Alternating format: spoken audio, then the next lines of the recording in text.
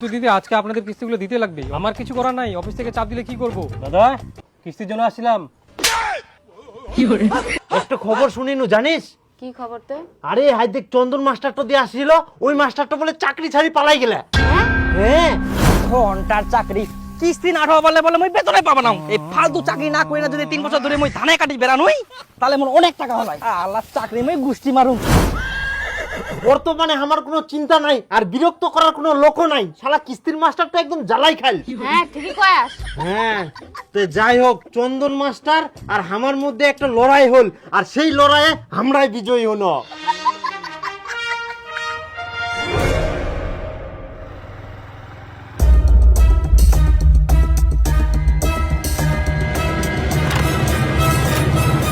বাবা, কি বেটি? নতুন চন্দন মাস্টার আসিয়া। হে প্রভু, আহা কোনা পালাইস এতিনা কত মই জাদরাল জাদরাল চন্দন মাস্টারক দেখি নিয়াং, আর এটা তো নতুন, এটা মোর একদম টিনি আঙ্গুলের খেল। তুই চাপ নিস না, তুই না সুতেক, তারপরে মই দেখুন।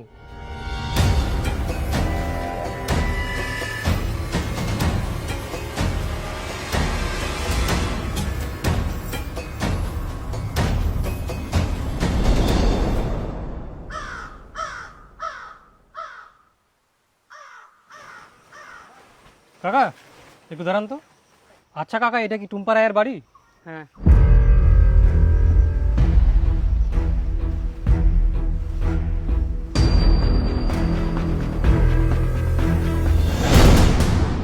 আয় বুড়ি, বাবা কোথায় গেছে?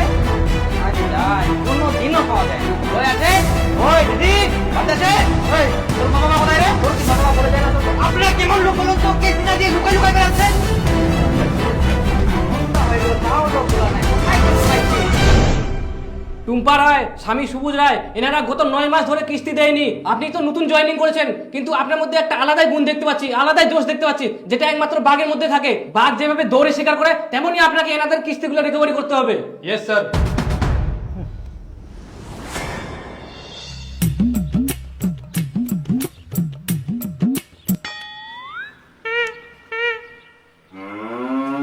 বলছি দাদা, আপনাদের কিস্তি বাকি ছিল, কিস্তি টাকাটা দিন।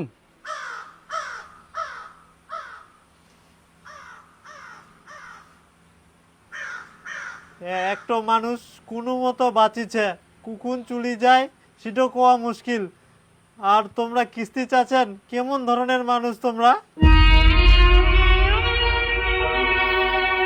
দেখুন, আমার কাজ হচ্ছে লোনের কিস্তি আদায় করা, আর আমার কাজ তো আমাকে করতেই হবে। আপনি 9 মাস ধরে কিস্তি টাকা দেননি, অফিস থেকে আপনাকে আর কোনো ছাড় দেওয়া হবে না। দয়া করে আপনি কিস্তি টাকা দিন।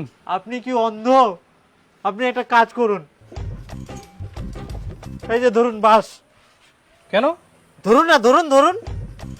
হ্যাঁ, এই বাস দিয়ে আমাদের 3 জনের মাথায় বাড়ি মেরে আমাদের মেরে ফেলুন। ছি ছি, আপনি কি কথা বলছেন? আমি ওরকম ছেলে নই, আমি নিজে মরে যাব, কিন্তু অন্য কাউকে মারবো না।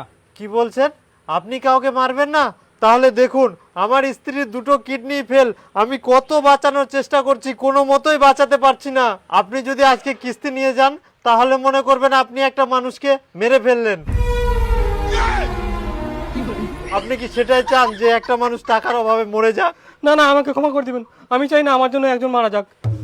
তো আপনি কি চাইছেন, আপনার জন্য 3-4 জন মারা যাক? না না, আমি ওটা বলছি না তো, আমি চাই আমার জন্য কেউ যেন না মারা যায়। আচ্ছা শুনেন, আপনাকে কোনো কিস্তি দিতে হবে না। এই যে আমার কাছে 5,000 টাকা আছে, এটা রাখুন আর দিদিকে ঠিক করার ব্যবস্থা করুন। অনেক ধন্যবাদ। আচ্ছা ঠিক আছে। বলছি স্যার, বাসটা ও নিন।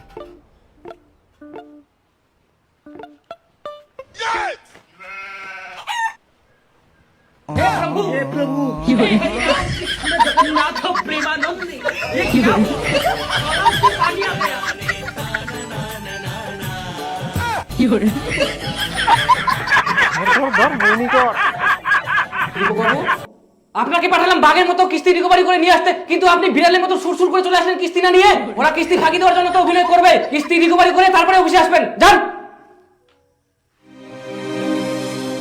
না, আজকে আমাকে কিস্তি তুলতে লাগবে, না তুলতে পারলে চাকরি শেষ। দিদি, ও দিদি, দিদি।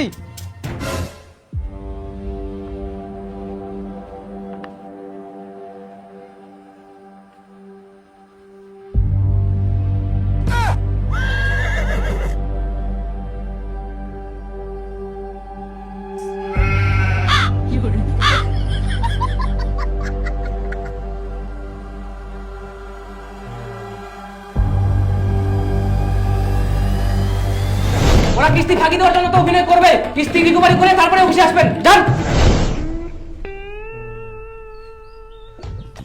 দাদা কিস্তির জন্য আসছিলাম, কিস্তিটা দিতে হবে আজকে।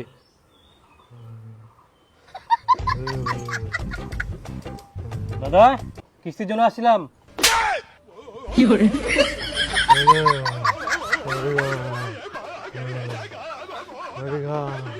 ওকে কিছু বলেন না, ওর মাথার ব্রেন শর্ট হয়ে গেছে, নাহলে আরো মার খাবেন। কিন্তু দিদি আজকে আপনাদের কিস্তিগুলো দিতে লাগবে, আমার কিছু করার নাই, অফিস থেকে চাপ দিলে কি করব, দয়া করে কিস্তিগুলো দিন। তাহলে একটা কাজ করুন, আমার তো 2টা কিডনি ফেল হয়ে গেছে, ওর 2টা কিডনি ভালো আছে, ওগুলোই নিয়ে যান। কি করেছে কিস্তি নিব এদের? মানুষগুলো মরে যাচ্ছে, এদের কাছে কিভাবে আমি কিস্তি তুলবো? আর অফিস থেকে চাপ দিচ্ছে, জোর করে কিস্তি তুলতেই হবে, আবার কিস্তি রিকভারি না করতে পারলে অফিসে যাওয়া বারণ করে দিয়েছে। আমি এইসব চাকরি করতে পারবো না, আমি বাড়ি গেলাম, দরকার নাই এইসব চাকরি।